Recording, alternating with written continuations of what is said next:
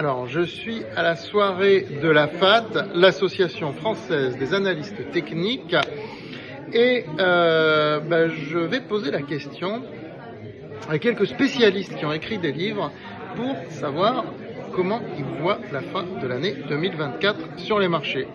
C'est bien d'avoir toujours des avis différents du sien, et en particulier des gens qui sont des spécialistes de l'analyse technique. Donc, allons-y.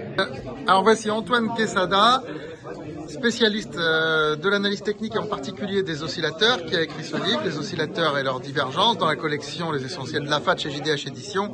Alors Antoine, comment est-ce qu'on peut imaginer, d'après ce que disent les oscillateurs, les évolutions des marchés, on va dire sur la fin de l'année 2024? Alors sur la fin de l'année, je parlerai plus précisément de l'indice que je pratique quotidiennement, qui est le CAC 40. Et sur le CAC 40, effectivement, on a une divergence haussière classique.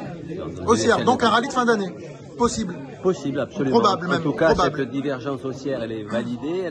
Elle a validé aussi une figure chartiste de retournement haussier. Okay. Donc effectivement, je suis plutôt confiant sur le fait qu'au moins le CAC 40, mais bon, on a le DAX qui fonctionne à peu près de la même façon. Un rallye de fin d'année comme l'année dernière. Un rallye de fin d'année, bien qu'on en soit encore un petit peu loin, parce qu'on est qu'au début octobre. Mais c'est tout à fait possible et envisageable. Merci. Antoine Quesada, les oscillateurs et leurs divergences.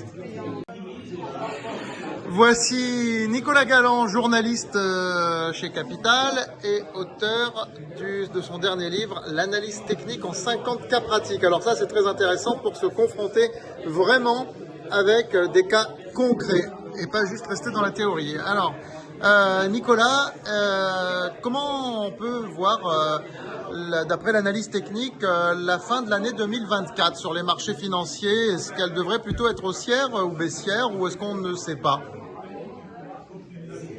Eh bien, sur les principaux indices actions, donc américains et européens, on a fait de nouveaux records historiques. On a fait plutôt donc des configurations de continuation de tendance sur la plupart des marchés.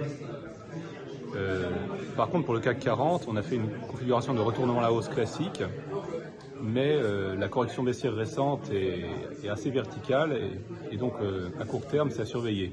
Le CAC 40 a des perspectives un peu plus incertaines que les autres grands indices. Comment ça s'appelle, le rallye de fin d'année ou pas quand même?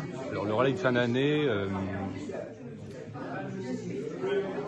oui, alors la saisonnalité est relativement favorable à partir de fin octobre. Alors, octobre est souvent un mois assez volatile, mais pas forcément négatif. Hein. C'est surtout septembre qui statistiquement est négatif, mais bon, cette année c'était quand même plutôt un bon millésime pour l'instant.